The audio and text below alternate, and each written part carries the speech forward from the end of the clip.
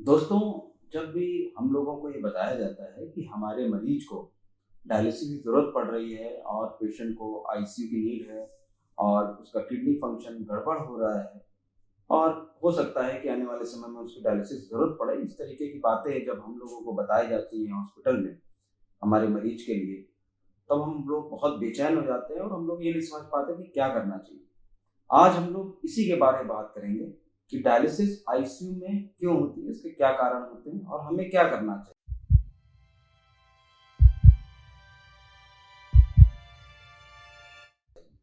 नमस्कार दोस्तों, मैं doctor Gyanendra Kumar Gautam, director life saver ICU intensivist critical care physician, Sharda Nagar Kanpur. आज हम लोग बात करेंगे कि आईसीयू में डायलिसिस क्यों होती है। आमतौर से जब भी हमारा मरीज आईसीयू में जाता है तो उसका कंप्लेंट जो जिस वजह से आईसीयू में आया वो बहुत छोटी सी होती है, जैसे बहुत दिनों से बुखार आना जिसकी वजह से निमोनिया में ऐसा हो जाता है, या पेशेंट को काफी दिनों से सर दर्द होना जैसे मेनिंजाइटिस में हो सकता है, या पेशेंट को काफी लूज मोशंस हो जाते हैं जिसकी वजह से शॉक में पेशेंट चला जाता है। तो बहुत साधारण कंप्लेंट, छोटी कंप्लेंट की वजह से एक बीमारी बड़ा रूप ले लेती है और ऑर्गन डिस्फंक्शन तक वहां बात पहुंच जाती है। तो किडनी भी एक एंड ऑर्गन है। जब मल्टी ऑर्गन डिस्फंक्शन होता है या फिर एक लोकल डिजीज कोई एंड ऑर्गन की तरफ जाने लगती है, उसे उसका फंक्शन इफेक्ट करने लगती है, तो हमें ऑर्गन सपोर्ट सिस्टम की जरूरत पड़ती है। ऐसी बहुत सारी बीमारियां हैं जिसमें किडनी का पुराना कोई बीमारी न होने की वजह से भी नई बीमारी, छोटी बीमारी, निमोनिया, सेप्सिस, उसमें किडनी आपकी काम कम कर सकती है और कभी कुछ कंडीशंस में डायलिसिस की भी ज़रूरत पड़ सकती है थोड़े समय के लिए।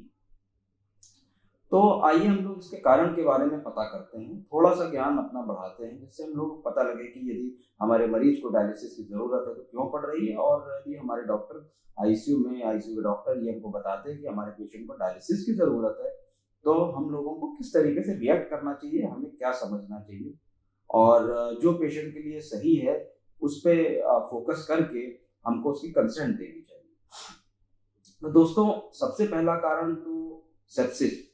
सेप्सिस मतलब एक इन्फेक्शन है, जो कि लोकल भी हो सकता है, जनरलाइज़्ड भी हो सकता है, जिसकी वजह से एक एंड ऑर्गन डैमेज होना स्टार्ट हो जाता है, जिसे लाइफ थ्रेटनिंग इन्फेक्शन कहते हैं, जिसमें कि एंड ऑर्गन का इन्वॉल्वमेंट हो जाता है।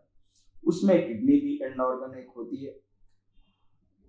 सेप्सिस में इन्फेक्शन की वजह से बहुत इन्फ्लेमेटरी लोड होता है, एक मार्कर्स होते हैं इन्फ्लेमेशन के, जो कि बहुत ज़्यादा हाई अप हो जाते हैं, जिसकी वजह से किडनी भी अफेक्ट हो जाती है और थोड़े समय के लिए, जब तक वो इन्फेक्शन सेटल नहीं होता, किडनी का फंक्शन कम हो सकता है।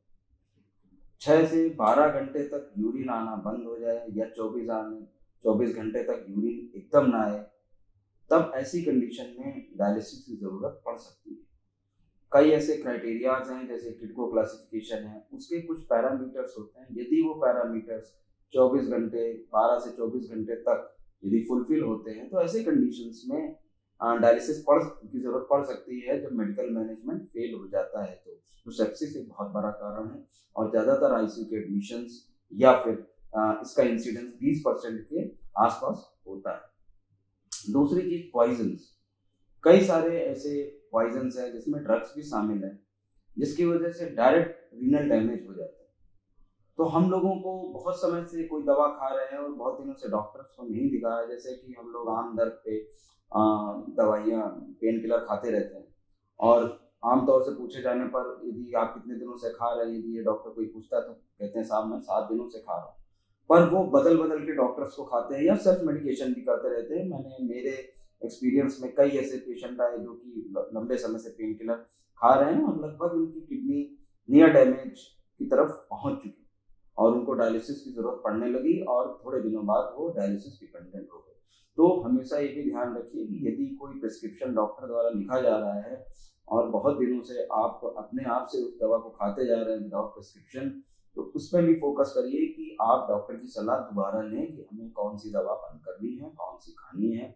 क्योंकि बहुत सारी कंडीशंस में पेशेंट कहता है कि मुझे तो कोई दिक्कत नहीं है, मुझे कोई परेशानी नहीं है, और जब भी पेशेंट 1 साल 2 साल बाद आता है तो उससे पता लगता है कि जो दवा उसे 1 साल पहले लिखी गई थी वो दोबारा खाते चले जा रहे हैं और अब उन्होंने अपनी किडनी खराब कर दी। इस कंडीशंस में भी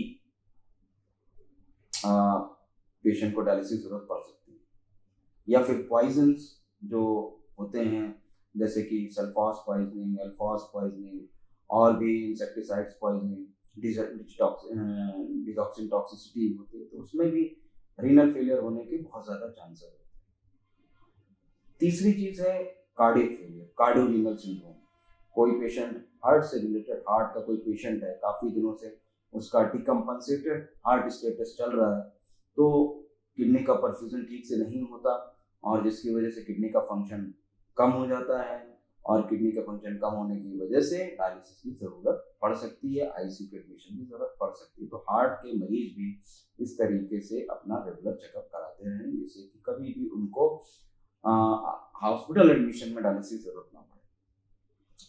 चौथी चीज़, डायरेक्ट रीनल डैमेज हो जाता है। कभी कभी हम लोग सुनते हैं कि जिम में किसी एक नए मतलब यंग एज के मेल को या फीमेल को दिल का दौरा पड़ गया या फिर एकदम से बेहोश होकर गिर गया। तो कभी कभी ऐसा भी होता है कि ओवर एक्सरसाइज करने पर, जैसे कि आज हमको थोड़ी देर के लिए जोश आ गया और हमने ज़रूरत से ज़्यादा एक्सरसाइज कर ली, उस कंडीशंस में मसल का डैमेज बहुत ज़्यादा होता है और मायोग्लोबिन का रिलीज होता है जिसकी वजह से वो भी पोटेंशियल एक बनता है रीनल डैमेज का। और मेडिकल मैनेजमेंट एक्सप्लॉइट होने के बाद भी यदि रीनल डैमेज सही नहीं होता तब भी डायलिसिस जरूरत पड़ सकती है। तो बहुत सारी ऐसी कंडीशंस हैं, ये मोटी मोटी 4-5 कंडीशंस मैंने आपको बताई, sepsis, poison, cardiac failure, over exercise, hyperthermia. Okay, बहुत दिनों से जो लोग एंटीसाइकोटिक्स ले रहे हैं कभी कभी उनमें भी ऐसा होता है, पेन किलर्स ले रहे हैं उनमें भी ऐसा होता है। तो हमेशा हम लोग ये ध्यान रखें कि एक पहली बात तो छोटे बीमारी को बड़ा होने से रोकें। दूसरी चीज़, लंबे समय तक कोई भी दवा बिना डॉक्टर की सलाह के मत लें। तीसरी चीज़, हेल्दी लाइफस्टाइल अपनाएं और अपने खान पान की भी थोड़ी सी नॉलेज रखें कि हमें किस तरीके से खाना खाना चाहिए, कितने समय पे खाना खाना चाहिए, उसके ये एक सेपरेट टॉपिक है। इससे बहुत सारी बीमारियां हम अपनी बचा सकते हैं और पुरानी जो भी आपकी समस्याएं चली आ रही हैं, जैसे थायराइड है, बीपी है, हार्ट फेलियर है या हार्ट से रिलेटेड कोई भी समस्या है, इसका रेगुलर चेकअप कराते रहें। और आजकल एक ट्रेंड आ गया है कि लोग अपने ही उस पे मतलब अपने से ही सेल्फ मेडिकेशन भी करने लगते हैं गूगल में देख करके और अपने से ही सेल्फ डायग्नोसिस के लिए टेस्ट भी ऑर्डर कर देते हैं जिनकी रिलायबिलिटी है कि नहीं नोबडी नोज। तो हमको ये समझना चाहिए कि जो भी हम टेस्ट करा रहे हैं अपने खुद के लिए तो वो कितने रिलायबल हैं और कितना उनकी ऑथेंटिसिटी। तो इस पे भी आप फोकस करिए कि जो भी टेस्ट आप करा रहे हैं अच्छी लैब से कराएं क्योंकि उनका रिजल्ट ही आपकी डायग्नोसिस और आपके ट्रीटमेंट को अफेक्ट करेगा। तो इसलिए आप हमेशा फोकस करिए कि अच्छी लाइफस्टाइल के साथ जो भी आपकी पुरानी बीमारी है उनको मैनेज रखिए, डॉक्टर से बार बार उनके कहने पर या फिर रेगुलर चेकअप्स कराएं और ज़्यादा देर तक कोई दवा यदि ले रहे हैं आप बिना किसी सलाह के तो उसको तुरंत बंद करनी है कि नहीं है, इसका परामर्श भी डॉक्टर से। इससे संबंधित और भी जो परेशानियां आपकी हैं, व्हाट्सएप में नीचे मेरा नंबर चल रहा है, आप उस पर फ़ोन कर सकते हैं, लाइफ सेवर आईसीयू में बात कर सकते हैं। हम लोगों की लाइफ सेवर आईसीयू की तरफ से हम लोगों की ये कोशिश है कि जो भी मरीज हैं पुराने, एक तो वो अपना कैसे ख्याल रखें जिससे कि आईसीयू एडमिशन कम हो जाए और दूसरी चीज़ जो यंग पेशेंट्स हैं जिनको कभी रोग कोई रहा नहीं और वो उनका आईसीयू एडमिशन ऐसा क्या करें हम कि बच जाए, वो हमारी कोशिश है। और डिजीज़ को अपने ऊपर हावी ना होने दें, बीमारी को अपने ऊपर हावी ना होने दें।